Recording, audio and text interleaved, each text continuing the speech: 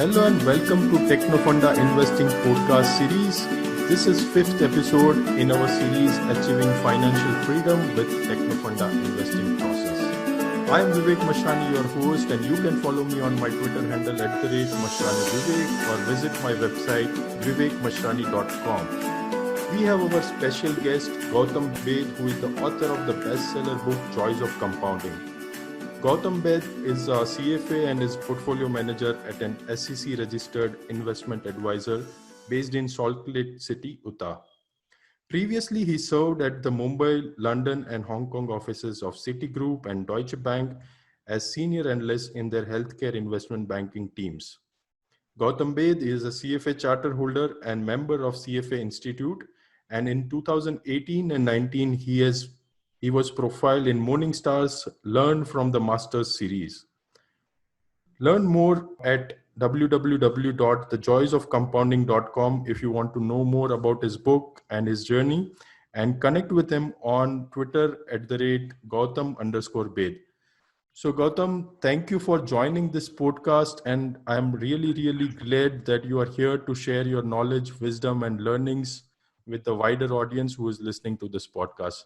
Thank you for being here. Thank you for having me, Vivek.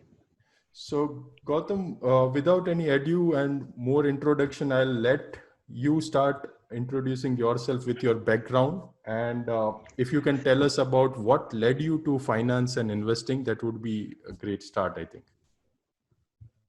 I was born in a Marwari family in India, and as all of us know in India, that the Marwari community is known for having business in its genes. So ever since my early teenage years, I was always fascinated by the concept of entrepreneurship, especially by the fact that once a solid foundation is established for a business, the owners don't work for money. Rather, money works for them. I did my bachelor's in commerce with a specialization in accountancy. So pursuing higher studies in the field of finance seemed like a natural extension. I did my MS in finance from ICFA University, Hyderabad, India. And later I also did my MBA in finance from Nirma University in Ahmedabad, India. I also went on to do my CFA from CFA Institute US. After completing my MBA program, I got a campus placement with Citibank in their Mumbai office as an investment banking analyst, where I worked for 3 years. And from there on, I joined Deutsche Bank, and I worked there for almost 4 years as a senior investment banking analyst at their Mumbai, London, and Hong Kong offices. As regards how did I get my start in the field of investing? So, as is typically the starting story of many investors, I actually got lured into the stock market out of sheer greed during the final euphoric phases of a bull market. In my case, it was the 2003 to 2007 bull market in India. I still remember I had invested in Reliance Power Sector Mutual Fund in late 2007 and a stock called Ispat Steel in January 2008, as both of them were in the hot and fancied sectors of power and steel at the time. And both of them had recently appreciated sharply in a very short span of time when I first noticed them. So I just engaged in blind extrapolation of the recent price trends in them without paying any attention whatsoever to their valuations. Now, recency and vividness biases are very powerful but highly costly behavioral mistakes. Both the investments crashed 70 to 80% within 12 to 18 months of my purchase, and I had successfully gained admission into the stock markets by paying my tuition fees. Despite this bad initial experience, my curiosity and interest about the stock markets always remained very high throughout all the first 7 years of my professional investment banking career. And at that particular point of time, I realized that we just have this one single life to live our dreams. And I did not want to waste any further time doing something that I was not passionate about. I was so keen for a career shift that I relocated to the US in 2015 without any job in hand. One of my relatives, who is an American citizen, he sponsored my green card. I thought that since I'm a CFA charter holder, I will easily land a job in my desired stock market profile within a short period of time, since this particular degree is generally considered to be highly valued in the investment management industry. But as you very well know, life is not a bed of roses for those trying to carve their own destiny.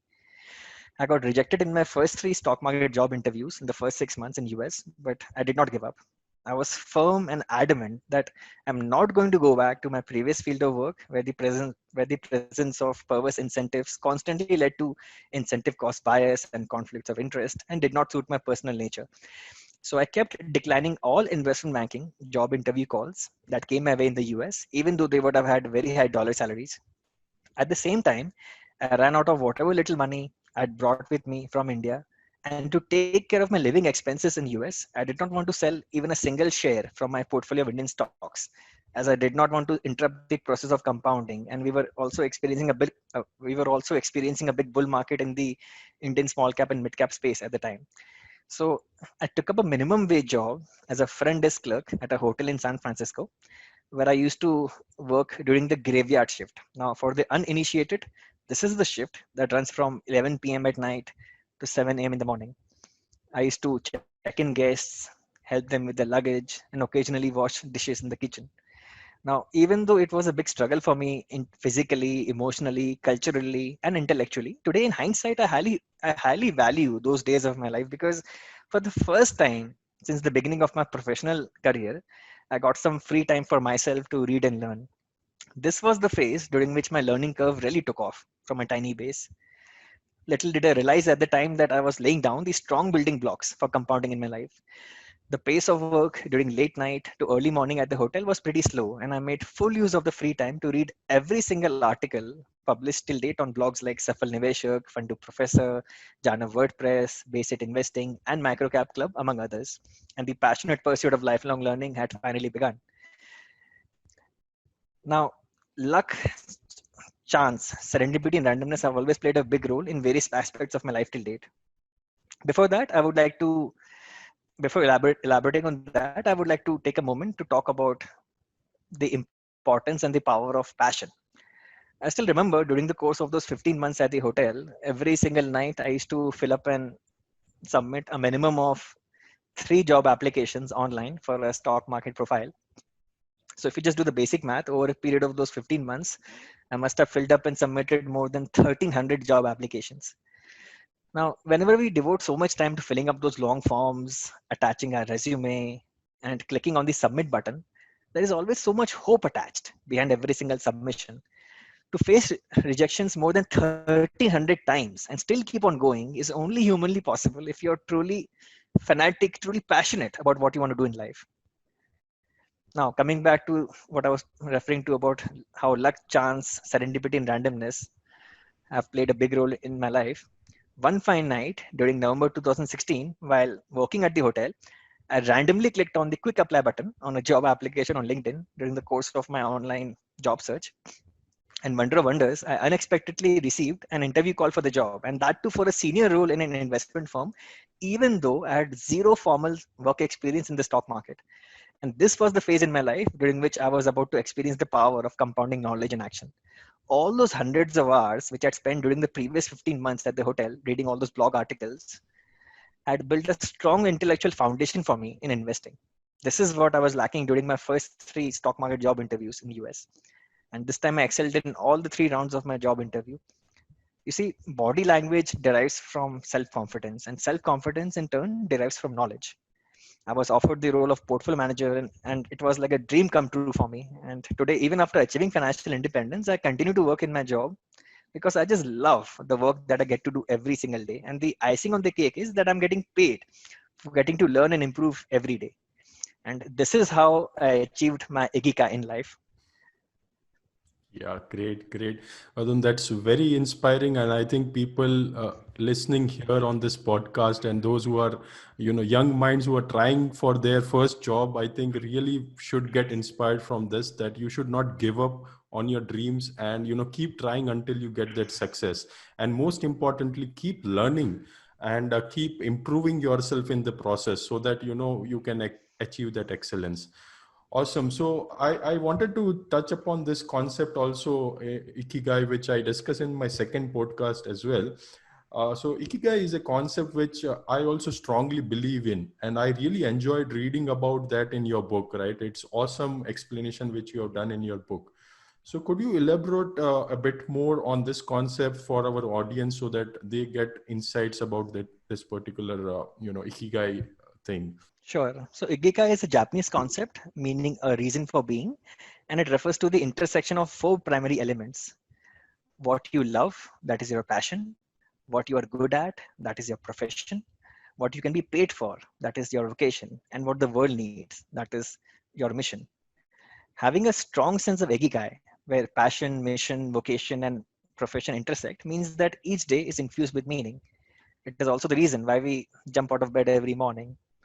As the saying goes, when you find a job that you love, you never work a day again in your life. And here I would like to just quote former world heavyweight boxing champion Ed Latimore. He said, when you can use your skills to make a difference in someone's life and get paid for it, that's a happy life. When you're passionate about it as well, that's a calling. The feeling is almost divine. So this is basically what Ikigai is all about, making your passion your daily work.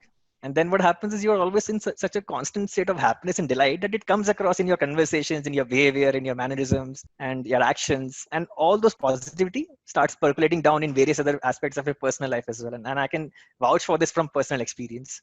It's a beautiful state of being to be in. Yes, it's a state of that flow where you don't feel like you are working and you are being it. It just happens, and you are enjoying that flow overall. So Yep. I can echo with that. I also felt that many times, when I'm going into that flow and really doing something which I love and I'm passionate about, and which is connected to my mission. So absolutely great, Gautam. So you nicely explained this concept in very, very It is simple. something very similar to what you're doing. Basically, you're right now on a mission to empower all investors through techno-fund and investing principles. So you've basically found your ikigai in life. And trust me, like when you're conducting all this podcasts, doing all these webinars, writing all this blog posts, you'll be in such this is, you won't even feel that it's actually work. You'll be in such Yes, a state of happiness. And absolutely. I realized that I'm doing something right in my life the day I started looking forward to my Monday mornings rather than my Friday evenings. I had understood that, okay, yes, finally I found my ikigai in life when I got Yes. landed my dream job. So it's a delightful place to be in. Yes, absolutely. So around your book, you wrote this book, The Joys of Compounding, and I personally enjoyed it thoroughly. And I'll also share the link on my webpage below this podcast. But why did you decide to write this book, and what is it all about? If you can just elaborate for people who have not read this book. So Vivek, our goodwill compounds when we share with others, and we should act as a funnel of knowledge, not a sponge. As Charlie Munger so beautifully put it, the best thing a human being can do is to help another human being know more.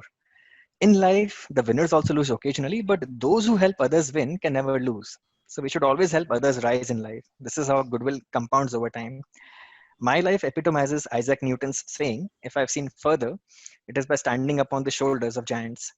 The joys of compounding is my heartfelt tribute to all my teachers who helped me achieve financial independence, become a better and wiser person, and embark on the path to a fulfilling and meaningful life. The joys of compounding is my story. And writing about and sharing my life's biggest learnings was my way of giving back to the investing community from whom I've gotten to learn so much over the years. Great, great. So it is again a very good feeling when we are giving back to society, and that is something beyond, money and greed and everything, right? It's a ultimate joy when you are giving back to the society and people, you know, get to the next level by implementing those things, because in history we have also got benefited from someone else who has done that, right? And we should keep this ball rolling and keep this wheel moving. I fully agree, Vivek. In fact, I would like to add something, very personal here. So, what happens when when a person with a good heart is empowered with a lot of money, then what happens? He then starts using that money to empower other people. That is what Yes. happens so for many, like I'll share a personal story. So the first edition of this book, The Joys of Compounding, I had done basically self-published it, and I'd spend approximately $15,000 for the total cost of production, right from cost of Hmm. editing to distribution, logistic, everything. So that time it was just done to help people. It was just a way of giving back to the community.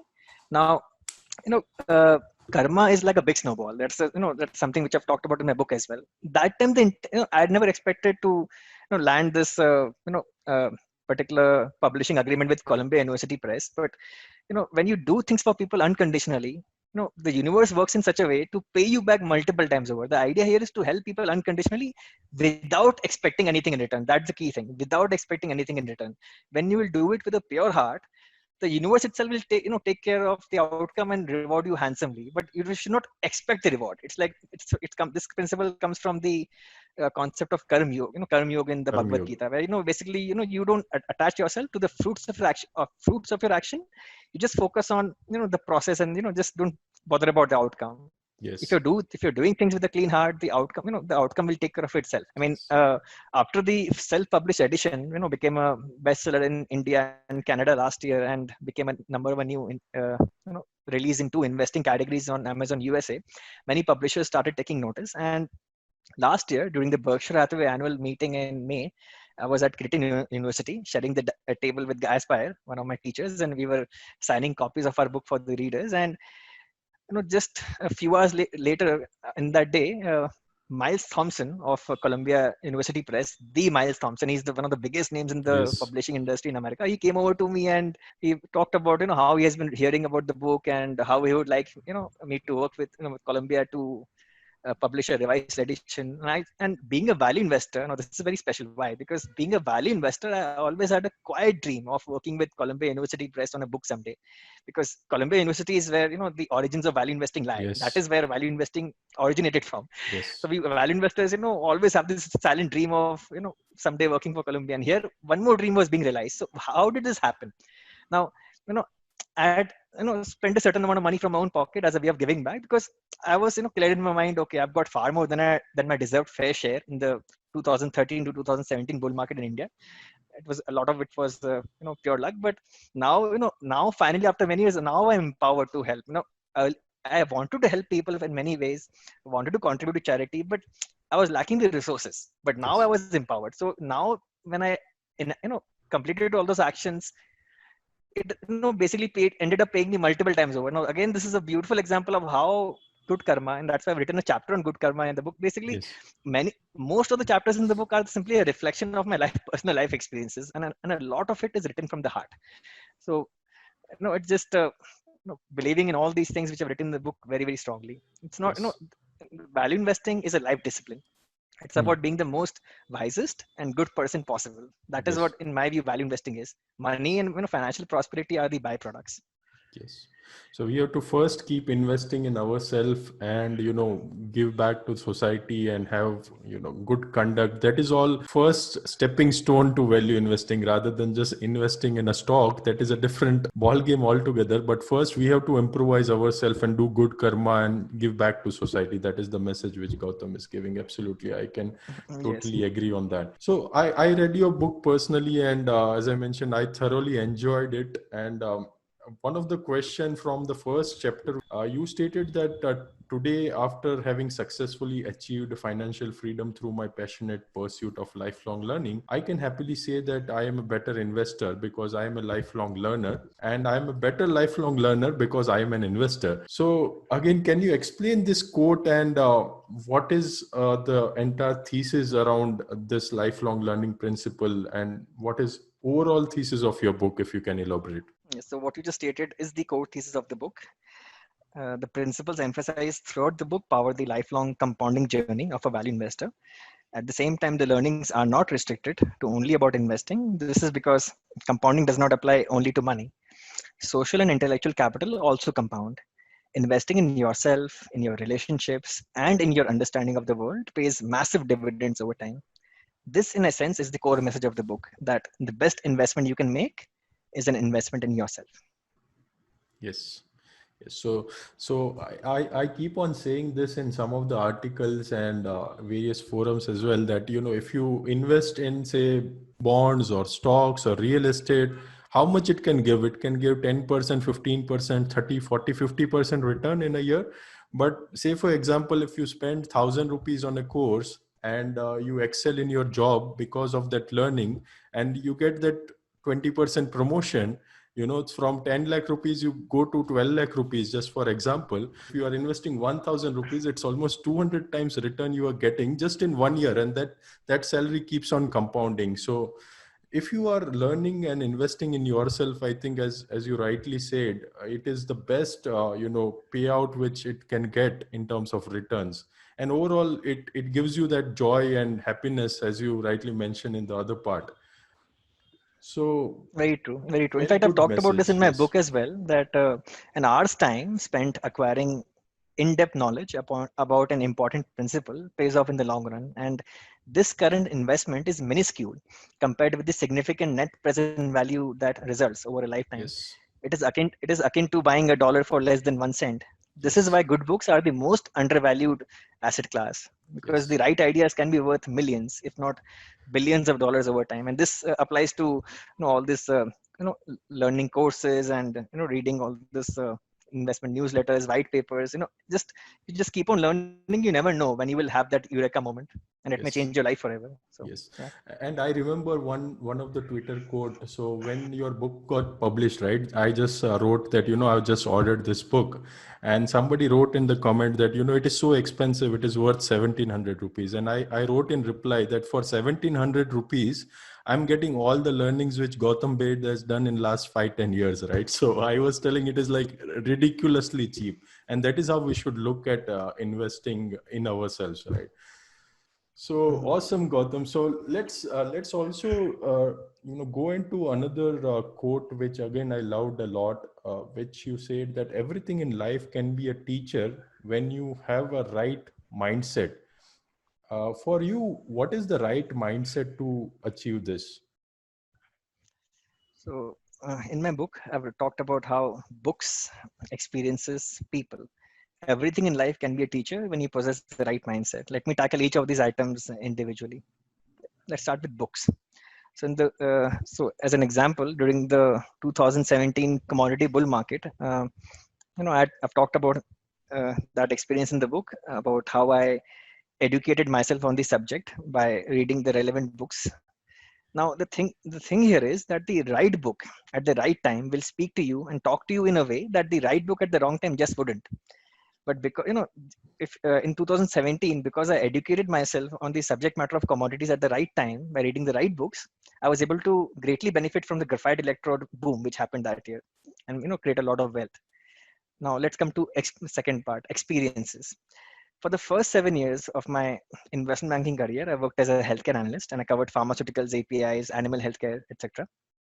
So even though I was not enjoying my job, I was still learning about the industry, and all those accumulated knowledge of the past in turn helped me. It's just a few months ago when the market started bottoming in India in March 2020, and you had pharmaceuticals and healthcare and APIs leading the rally. I was able to greatly benefit from it and participate in the rally of that particular sector because of all the past experiences in that industry in the on the beginning of my career. Now, the last one. I talked about books, I talked about experiences, and now I'll talk about people. Okay, so let's just take you as an example. And I love learning from everyone, and I've read every single blog article published by you. I've listened to every single podcast which you have published. I've listened to and watched every single YouTube video which you have uploaded on here on YouTube. So and you have been like a great teacher to me. So this is the mindset which is required. And if I could just sum it up in one single word about what is the right mindset to succeed in life, it is humility, humility, humility. Ralph Waldo Emerson had said that every man I meet is my master at some point, and in that I learn of him. Learning and accepting help from others creates value far beyond our individual capabilities. We should look at every interaction as an opportunity to learn from the people we meet. You will be Yes. amazed at how quickly you grow and how much better you become, both as a professional and more important as a human being. Let Yes. me share a small extract from my book to illustrate this important life principle of inculcating humility. The wiser we become, the more we realize how little we know. A lesser known and one of my all-time favorite equation from Albert Einstein rings true. Ego equals 1 divided by knowledge. More the knowledge, lesser the ego. Lesser the knowledge, more the ego. The deeper one dives into any field, the more humble one generally becomes, also known as the Dunning-Kruger effect. By Yes. demonstrating intellectual humility and acknowledging what we don't know, we place ourselves into a beneficial position to learn more. Thus, the dawning of wisdom. True expert knowledge in life and investing does not exist, only varying degrees of ignorance. This is not a problem to solve. It is simply how the world works. We cannot know everything, but we can work hard to become just about smart enough to make above average decisions over time. And that is the key to successful compounding. Yes, absolutely. And thank you for telling me that you have been following. I didn't knew that you are so passionate and you have been reading my articles and YouTube videos. But thank you for that. And again, I keep learning from everyone. I have read your book and underlined your book multiple times. Uh, all the pages are now almost underlined in various formats. And I also keep learning, as you rightly said, from different people from the various aspects of my life. And sometimes even for people whom I've mentored, they give back some learnings, and they ask that, okay, can you just see how it is done? And I also get to learn from them, and they tell, you know all the things. Why do you want to learn from me? And I tell them that, we all are still learners. And even if I'm writing or taking a YouTube video, I still keep reading. I keep still ordering books every week or so, right? So the journey of learning should never stop. And if that stops, that is a very bad sign. So we should all keep learning from each other and keep compounding, as you rightly say in your book, right? And your book is like almost 400 plus pages, if I remember correctly. So there is so much to cover in your book. So let me start here. What is your favorite chapter in the book which you have written? It's a really tough one. It's like having, asking to choose between different children, because I enjoyed writing all the chapters in the book. But if I had to choose just one, it would have to be the chapter titled "The Importance of Choosing the Right Role Models, Teachers, and Associates in Life," in which I pay tribute to my parents, my role models, all my teachers. And since that was one of the most personal chapters to write, I would regard that as my favorite. Great. It's always a gratitude to fellow, gurus and well-wishers, which takes us to next level in our life, right? So awesome. And I truly believe in, gratitude principles and being humble. And generally, when I do my presentation, my last slide is thank you, and then I write always be humble. So great. I think our mindset and thought process are matching very much. And again, in terms of Technofunda, also, it is very, very rare to find someone who has written a book on value investing like you did in yours. You covered a lot of concepts around Technofunda. So, to what extent do you act on Technofunda key principles of strong growth and industry fundamentals? And personally, I think it's very important to practice Technofunda as an anecdote to falling into value traps. So, what is your overall thought process around this principle of Technofunda investing? That's a good question, and it's a very important topic. I know you are a ardent practitioner of Technofunda investing principles, and you're empowering our community with your knowledge and learning. So thank you for that. And just to emphasize and explain this concept. So I invest in a wide variety of investing situations. And as Charlie Munger has said, all intelligent investing is value investing. Value investing is nothing but paying less to acquire more, right? So I invest in deep value stocks. I invest in special situations like demergers. I invest in commodity stocks, in cyclical stocks, and also in high growth stocks which are trading at expensive valuations. What Technofunda investing does is it helps us basically time our entry better in each of these situations. And Technofunda basically can be summarized in four simple steps. Any stock typically goes through four stages in its life cycle. Okay, and all the Technofunda practitioners like Mark Minervini, Jesse Steen, this Nicholas Darvas, and David Ryan, all of talked about this concept. So I'll just talk about the four stages, and I'll also share some examples about how a stock transitions from stage 1 to stage 2 to stage 3 to stage 4. Stage 1 is simply the neglect phase. This is a phase during which stocks go through long periods of consolidation. There is nothing promising or good happening in the industry, and the stock just lies in a range for a long time. It's something like what Reliance was in a range for many. Reliance Industries was in a range in India for long time, and then suddenly it just broke out on huge volumes and entered stage 2. Stage 2 is the advancing phase or the accumulation phase. This is the stage at which most investors should try to get into the particular stock, because if you enter during stage 1, you'll end up incurring a huge opportunity cost if you remain stuck for a long time. And capital is limited, right? Capital is a very limited resource, so your money should be working as hard as you all the time. So once you've entered stage 2, this is a stage during which the company's earnings are growing at a very high rate, and this is also the stage 2 is also the stage at which the deep value stock in stage 1 transitions into a growth stock. So this is where you get the benefits of both high earnings growth as well as PE re-rating. Okay, and you also witness a lot of accumulations by institutions. That is the single biggest indicator of those big volumes which occur at the beginning of the stage 2 advance. They indicate the institutional buying, and and they also tend to indicate potentially that the industry is turning around. So that is when you should actually start getting interested in this particular stock. Then after a long period of rise, the stock tends to enter stage 3, which is also known as the topping phase or the distribution phase. Now, as the term itself denotes, this is the stage at which the stock distributes from the stronger hands to the weaker hands, like retail investors. So you'll notice institutional holding coming down, retail shareholding going up. The stock suddenly starts to turn more volatile and starts exhibiting general weakness in its behavior. And finally, you have stage 4, which is the declining phase, which is also known as the capitulation phase. So by this time, most of the strong hands are out. Weak hands cannot support the stock anymore. And then you have a sudden collapse on big volumes. Now, why is it important to have a sound understanding of these 4 stages? Because if you enter the stock at stage 2, and even if the transition from stage 3 to stage 4 has become much more rapid and much more faster nowadays. But even if you are able to enter at beginning of stage 2 and exit at the beginning of stage 4, you still end up making a lot of money over time. If you can get out at stage 3, the distribution phase, if you're smart enough to understand that large volumes are occurring on the stock, without any price movement, that typically denotes distribution. But many people cannot understand, and exit on time in stage 3. So, but even if you can exit at the beginning of stage 4, the returns which you make from the beginning of stage 2 to the beginning of stage 4 is very, very handsome.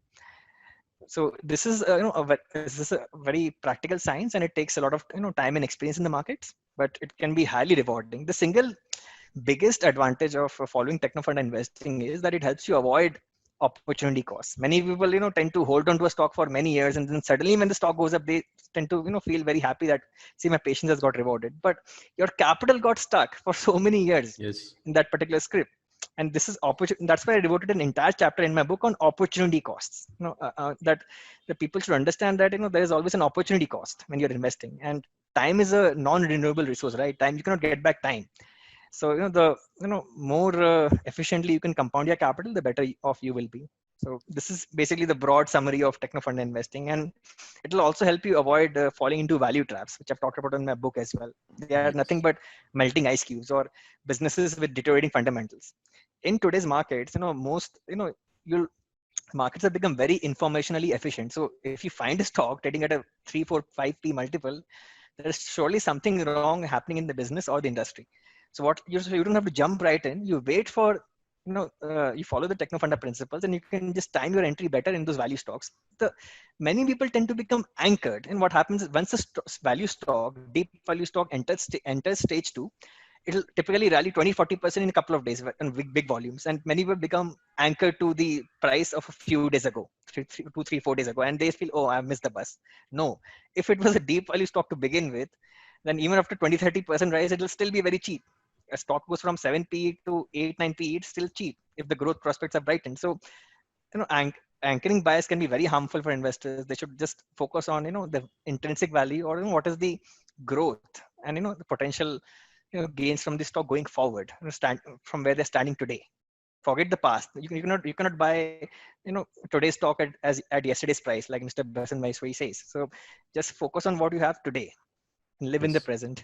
Yes, absolutely. Yeah. And I have a very beautiful term for this stage too. I call it a Achhe Din strategy. So when company is going into good times, you just ride that good times. And when that stage 4, when it is getting butchered or the sector tailwinds are not there, you just need to stay out, because the party has got over. And if you stay longer, you will end up, taking your drunk friends at home, and you will not end up in any happiness after the party, right? So it will be bad for you.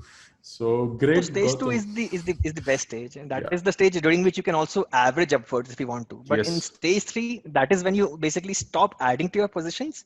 You start, observing your stocks very carefully, and then you basically mentally prepare yourself for stage 4 when it's about to come. But Yes. you basically stop adding to your positions in stage 3. You can only Yes. add to your positions during stage 2. Yes, yes. And it is very counterintuitive principle for a lot of people who just start in the market, because a lot of us tend to, just average down when things become cheaper in price, not value.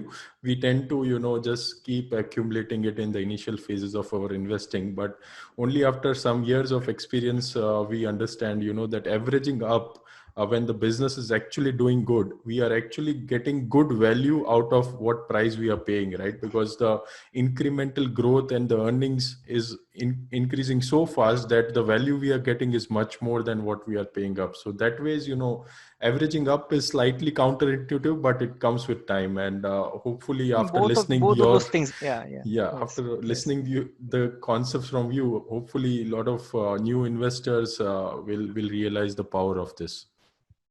Both the things work. So basically, averaging upwards also works, averaging downwards also works. You just need to know when to do either of those. Many Yes, people, just don't know when to do what. That's the problem. yes, yes, So it's a science. You absolutely. have to just practice. It's a science as well as an art. You have to Art. just practice it over time. You'll get the hang of it. Yes, yes. Only with experience and some of the tuition fees, as you mentioned, it will come to you. Awesome, awesome, Agree. Gautam. So, again, there's a lot of things to talk about your book, and you've written so many nice things and good principles. So, I'll again go to a chapter on checklist where you have, you offer up Charlie Munger's checklist and how he is evaluating potential investment. Do you use the same checklist, and what are the some nuance elements here that you want to discuss from your book? So the checklist that you're referring to is part of my broader investment checklist. In Poor Charlie's Almanac, Peter Kaufman summarized Munger's investing principles in a checklist form, and it is a must-read for all investors. Those checklist items are risk, independence, preparation, intellectual humility, analytic rigor, allocation, patience, decisiveness, change, and focus. Now, it is important to note that the ideal checklist is subjective and it varies from individual to individual. A borrowed or outsourced checklist is not recommended. Every investor needs to build his or her own checklist based on personal experiences, knowledge, and previous mistakes. And a checklist created in this manner would be most useful. For example, as a good example, all the techno fund investors, should have, when they, are building their when they're building their screening criteria, you'll notice that every techno funder's investors, screening criteria is different because, it's built based on, it's very personal. It's based on what has worked for them. So this is how you basically build up a checklist over time. It's very, if you do it based on your personal experience and knowledge and what suits you, it'll be most effective. Yes, it will resonate with your own personality, so it will be more effective. Yes, absolutely. Investing and personal finance is all personal. It's all about us. Yes, That's it. yes, absolutely. It's our mindset and how we react to situations. We have to, have the ecosystem of our checklist, our, systems around that, so that we don't fall into our Systems, own trap. processes. Yep. Like Benjamin Graham said, right? The investor's worst enemy is likely to be himself. He was so right. Yes, Because, we just, because of Mr. Market, playing with our mind, we end up succumbing to many behavioral biases and mistakes. If we just stick to our discipline, stick to our knitting, stick to our process, I think that is the single biggest, best thing that we can do. Just yes, stick to your process. Every one of us is different approaches work. Just do what works for you. There are many ways to create wealth in the markets, but just absolutely. be disciplined. That's why, Warren Buffett has said that we don't have to be smarter than the rest. We just have to be more disciplined than the rest. Yes. You look at any great investor, they talk about this one word all the time: discipline, discipline, discipline. Yes. So I wrote a tweet just some time back, have a system or process. Second step is just keep fine tuning it and make sure it has the best risk reward in place. And third, just follow the system or process which you have created. So that will help you, to stay on the course and be disciplined. So it's very simple, but it's Exactly. tough to execute, right? We all know that investing is simple, Simplicity but is powerful. The thing is, in our industry, the problem is when things are, when we give very simple advice, people just think that, it's useless. The more yes, simple the advice, the more people think, the irony here is the more complex the advice, the more people value it. Yes. And the reality is that simplicity is the ultimate sophistication. That's the most powerful construct you can have. So simplify, simplify, simplify. So true, Gautam. So true. So true. So again, one more thing which we generally see is in terms of algorithms, right? So we have seen a lot of algo trading and system-based trading which is happening these days, or even for investing. I think there are a lot of algorithms people have started building. So, what is your thought on this? Can algorithm replace human investment decisions? It is my personal conviction and belief that as long as the perennial emotions of greed and fear exist in the stock markets, anomalies and mispricings will keep occurring from time to time. Just let's just think about it. Would 2008-9 have happened if markets were efficient? Would March 2020 have happened if markets were efficient? Would the crazy bull market in India in 2014 and 2017, would that have happened if the markets were efficient? So I think as long as the presence of human beings is there in the market, we'll always keep getting opportunities from time to time. We just need to be as rational as possible and just cut out all the noise. That is the way to succeed in the market. Yes. So declutter yourself, pay attention to your processes rather than getting disturbed by external noise and information flood which is happening, right? Awesome. So again, coming back to the lifelong learning theme, which you have overall construct in the overall theme as a book, right? So on the same note, is that investing necessitates constant learning, right? Why is this important for investors? Why continuously learning and imbibing new learning principles in investing is important? What is your thought on this? It is very critical and important because the sectoral leadership in the market keeps changing or keeps emerging from time to time. I'll give you a very good recent example. So from the Indian market. So just a few months ago, everyone in the media and all the analysts were talking about how pharmaceuticals, APIs, gold finances, and potentially telecom will be the next bull market leader, right?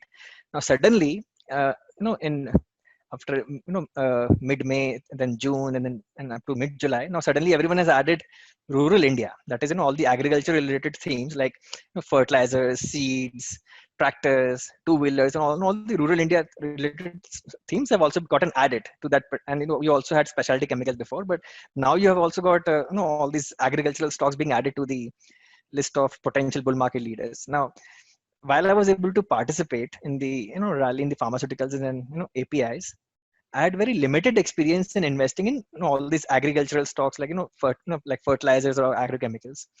So I had to basically self-educate myself on that particular industry and sub-industries by reading up the annual reports of the last 4 5 years of the leading companies in the sector. I referred, I read up as many research reports as I could on those particular companies. I also read up every single value picker thread, from first to last on 4 5 companies in the leading companies in the sector. This helped enlarge my circle of competence. It's the size of the circle of competence is not important. What's important is that you learn to respect the boundaries. Now, in my case, I respected my boundaries at my personal limit, circle of competence. I didn't venture outside the edges until I had built up a sound understanding of the industry. And once I educated myself, through this passion for constant learning, I was able to participate in the rally in certain stocks from rural India as well. So this is why constant learning is so important, and it's so rewarding both intellectually and financially. Even stock market is a place where you get paid to learn. And for a person who loves learning all the time, this is the most delightful place to be in the entire world. There can be no better place in my view. It's a ATM machine if you keep learning. So as you understand the dynamicism of the market and get adapted to that dynamicism, I think it will keep rewarding you in the right way.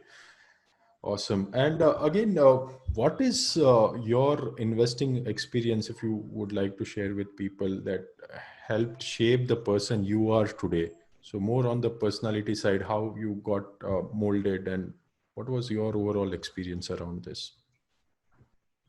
This is a good question. So I'll divide it into uh, two parts. For the first phase would be the December 2013 to December 2017 bull market in India, in which I created the bulk of my wealth.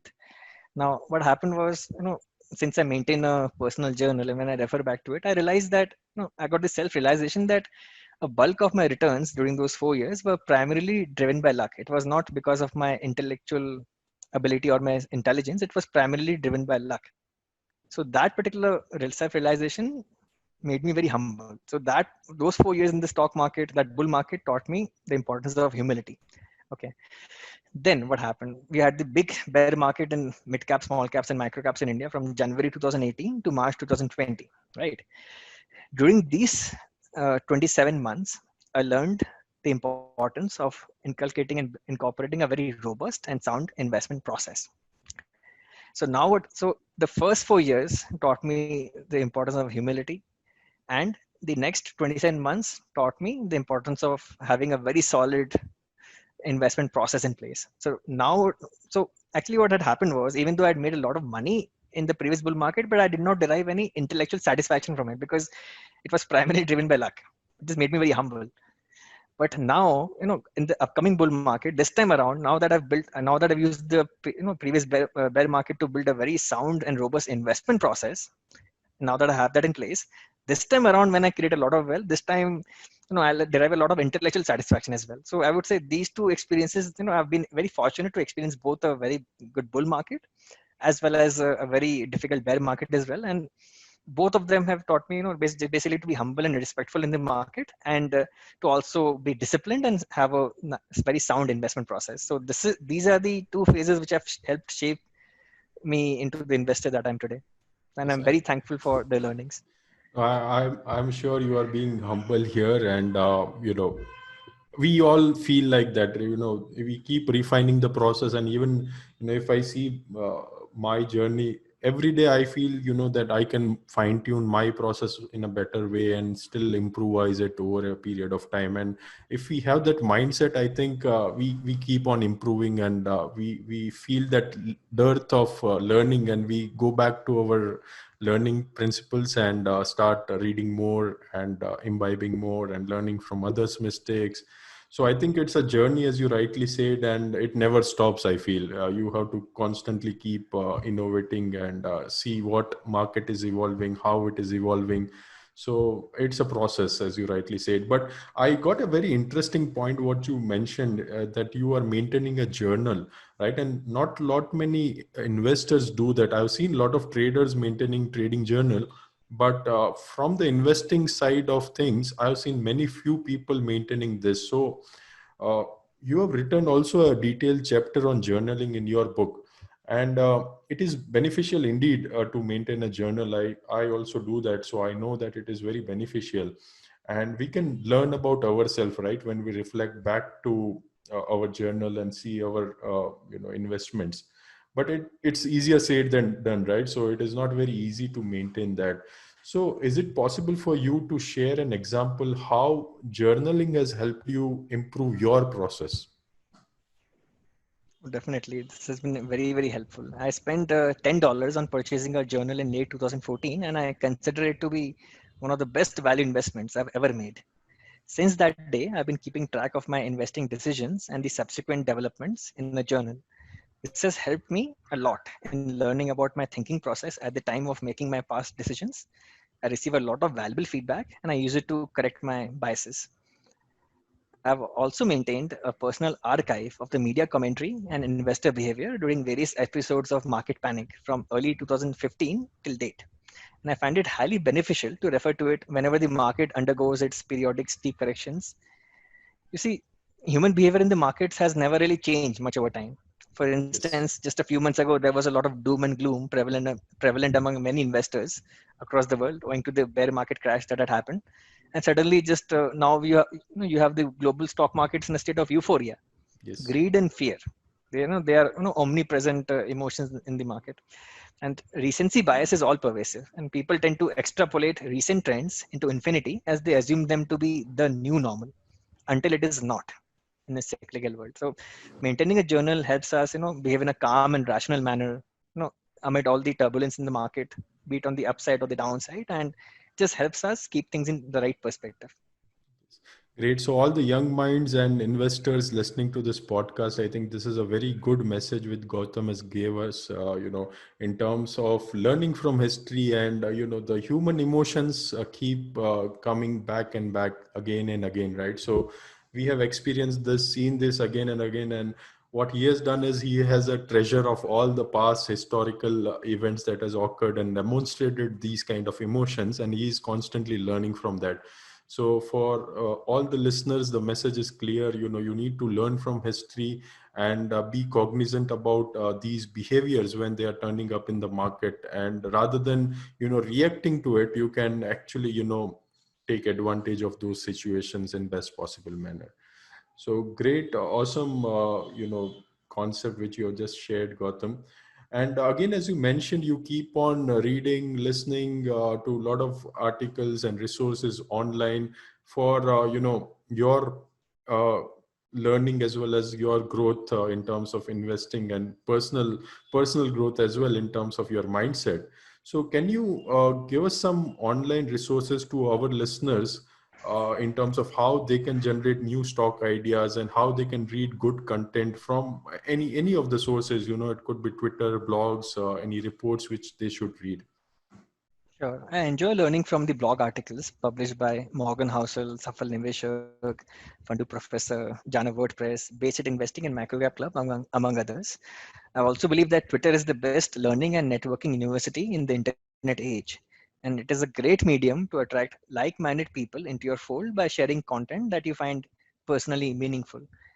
As regards the fund quarterly reports, I do not have any pre-decided list. I simply select the ones I come across that grab my interest and I start reading them. Because to me, it feels like an intellectual treasure hunt. You never know what hidden gems or new insights you will stumble upon when you begin reading a new book, a new blog post, a new research report, a new annual report, a new white paper, or a new investment newsletter and start flipping through the pages. Yes, thank you. So, all listeners, again, as Gautam rightly said, he has shared a lot of resources and you can go through them. And you should also keep learning because you never know, as he rightly mentioned, one great idea can hit you and change your life. So, just keep finding that one incremental new idea which is going to improve your life and your mindset and your thought process and make you a better person and better investor, right? So, keep hunting and keep learning. Now, Gautam, you are author of this book, The Joys of Compounding, and I also know that you keep reading a lot of books, right? So, among the books you have read, can you again share what are your favorite books, which you would recommend for people to read and get knowledge out of it?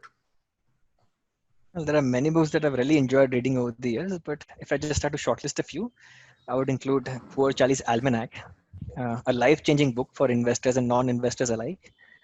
I would also include Seeking Wisdom by Peter Bevlin, which is the finest book I've ever read on multidisciplinary thinking, along with another book by the same author titled All I Want to Know Is Where I'm Going to Die, So I'll Never Go There. That is the best book ever written on the theme of inversion. And I would also recommend the Buffett Partnership Letters, the Berkshire Hathaway Shareholder Letters, and the Berkshire Hathaway Owner's Manual as recommended reading for all investors.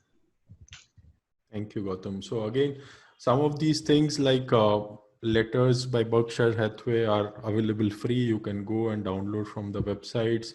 And other books he mentioned, some of them also I have read it, and these are like awesome books. You should definitely invest in these books and take your journey to the next level. So thank you again, Gautam, for sharing those books. And in terms of the last closing thought for our audience, what would be that one last biggest message which you want to give to the listeners of this podcast? Actually, there are more than one. I would like to share some life principles whose importance I've come to appreciate more and more with the passage of time. The best investment you can make is an investment in yourself. The more you learn, the more you earn. An investment in knowledge pays the best interest. Live life as per the inner scorecard. Self respect beats social approval every time. Associate with and learn from people better than you, and you cannot help but improve. Control over your personal time is much more valuable than high absolute levels of money. A long and healthy life is the key to compounding. So eat less junk food and sugar, get sufficient sleep, and engage in regular moderate exercise. Be kind, humble, and empathetic to others, and always help people unconditionally without expecting anything in return. Always be thankful to God, your parents, and those who helped you during your difficult times. Never underestimate the role of luck in every sphere of life. Lastly, I would like to share my late maternal grandfather's words of wisdom to me during my childhood years, which had a lasting impact on my life. There is no alternative to hard work. Yes. Yes. Thank you, Gautam. These are like real gems which you have shared with all the podcast listeners, and not only compounding and investing, but you shared the wisdom around, how to compound in your personal life, how to live a healthy lifestyle, and really grateful for all these thoughts and your time for sharing all this wisdom and learning which you have accumulated over so many years. You have just given those power pills to the audience for digesting these learnings and take that learnings to that next level in their own life. So thank you so much, Gautam, for taking this time.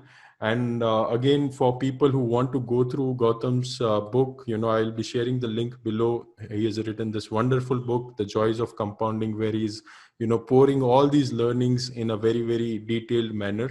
And from my reading, I would highly recommend it to all of you to go through that book. Thank you again, Gautam. Thank you for having me. Thank you. So, all the listeners, thank you very much to tuning this podcast, and we'll keep engaging with a lot of people who have achieved their financial freedom, and we'll try to connect their messages to you so that you can also compound in your life. Thank you for listening, and stay tuned for the next episode.